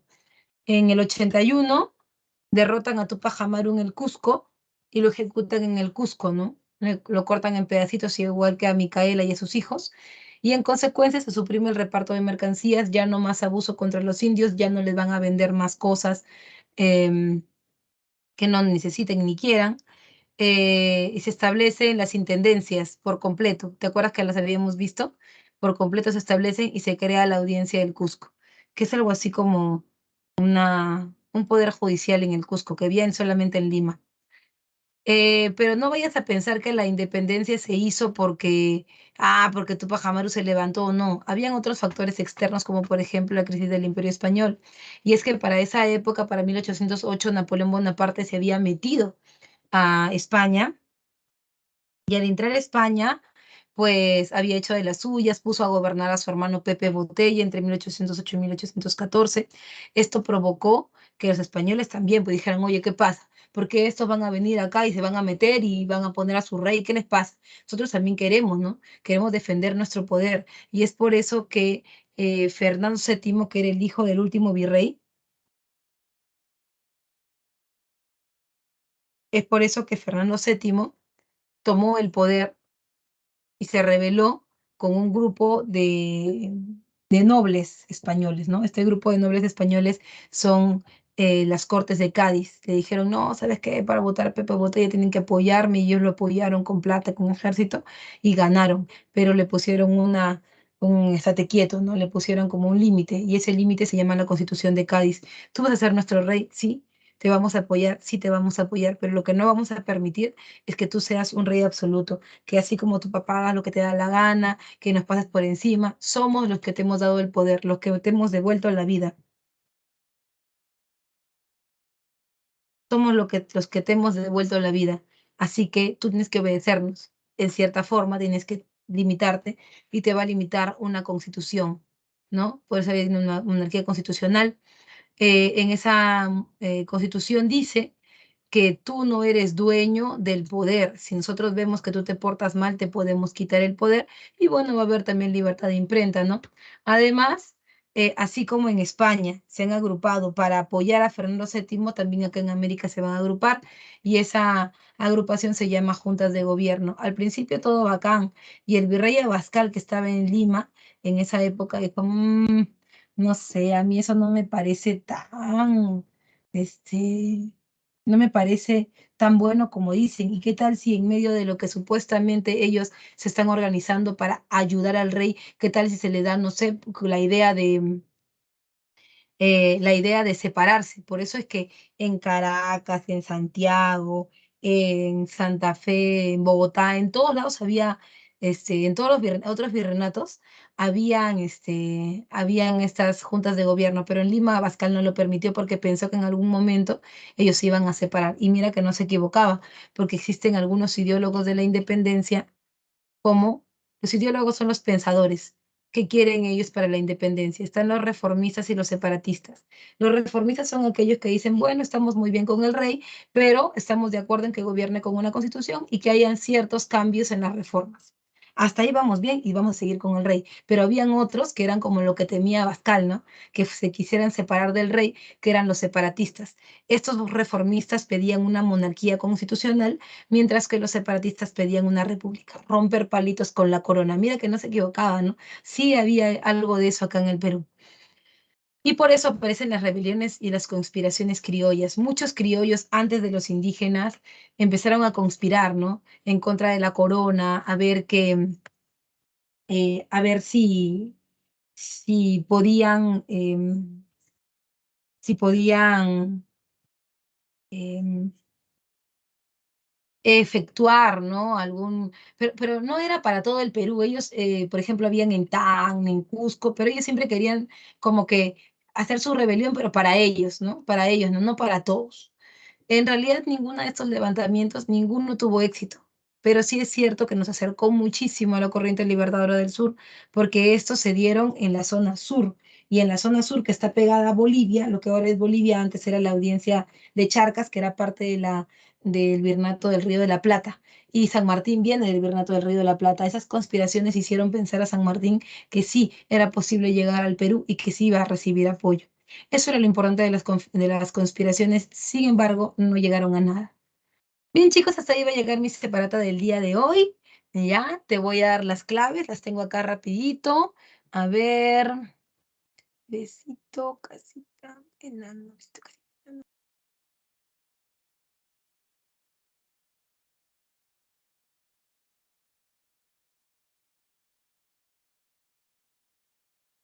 Y dedito.